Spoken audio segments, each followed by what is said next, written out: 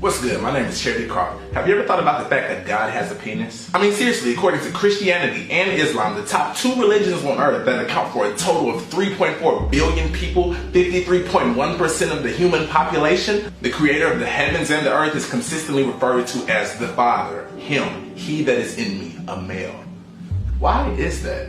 Also, have you ever thought about the fact that according to the Bible, the original sin, like the first bad thing ever done by a human, was committed by a female? Why is that? I mean, of course, we could just accept these for objective truth and say that's just how it is. That's just the way it happened.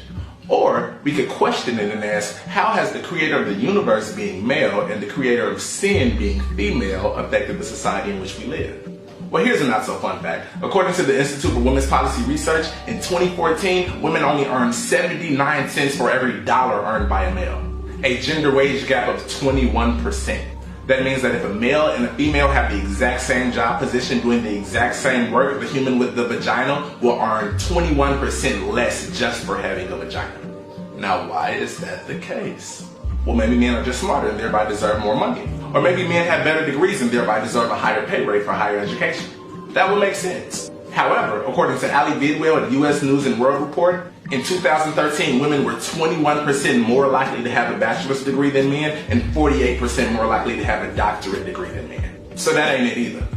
And this is just recent stats. If we look historically at even America, which is known as arguably the most democratic and free nation on earth, women didn't get the right to vote until 1919, 143 years after the country was founded. It took the forefathers having kids and their kids having kids and their kids having kids and those kids growing up to become adults before we even realized that women were capable of selecting someone for political office. They didn't think they were capable of picking political leaders, much less being a leader. Speaking of which, have you ever read 1 Timothy in the New Testament of the Bible? It was supposedly written by Paul the Apostle, who also wrote Romans, 1 Corinthians, 2 Corinthians, Galatians, Colossians, Philippians, Philemon, and 1 Thessalonians. He made some comments on female leadership saying, "A woman should learn in quietness and full submission. I do not permit a woman to teach or to assume authority over a man. She must be quiet. For Adam was formed first, then Eve. And Adam was not the one deceived. It was the woman who was deceived and became a sinner. But women will be saved through childbearing if they continue in faith, love, and holiness with propriety." Now, besides the fact that he's saying women should be quiet, is Paul also suggesting that the spiritual salvation of the entire female gender is contingent upon their ability to have babies? That kind of sucks. Now keep in mind, Paul is not Jesus and is therefore not the shining beacon of Christianity. Although he calls himself an apostle and is known as Paul the Apostle, according to biblical scholars, there is no point in the Bible in which Jesus actually appoints Paul an apostle. He appointed the 12 apostles. We all know them. Paul was not one. Nevertheless, this is still very clear misogyny and female subjugation written in the most popular book on earth by the guy who wrote a very large chunk of that very book. You ever walk into a room full of people and say, "Hey guys, what's up?" Well, guys is a masculine word that can be used even when women are present. However, if you were to walk in that very same room and say, "Hey girls, what's up?" people would probably look at you funny and wonder why you didn't acknowledge the fact that men were present. You were being inconsiderate. Even in Spanish, the word muchachos can be used to refer to a group of men or a group of men and women. However, muchachas can only be used in a group of all women.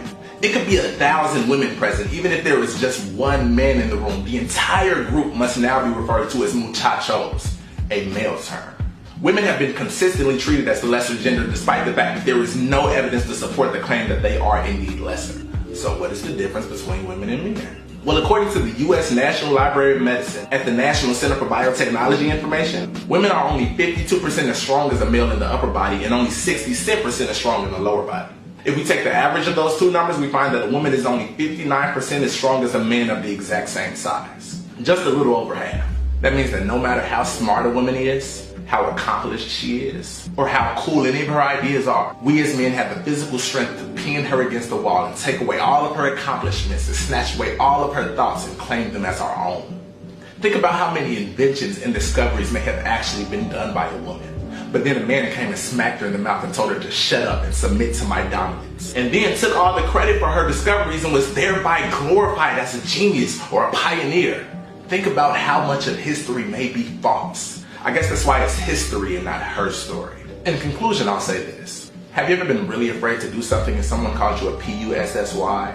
Or have you ever been really courageous and brave and they said, "Man, you got some nuts. Man, you got balls"? Well, anatomically speaking, the weakest thing on the human body, whether male or female, is the scrotum, the balls. On the other hand, the strongest body part, capable of withstanding big, huge man slamming against it, capable of pushing out entire human bodies while the bones around it literally break and rebuild themselves. The very portal into this dimension is the vagina. So the next time someone calls you a PUSSY, know that they are calling you the strongest structure the human could ever create. I love you.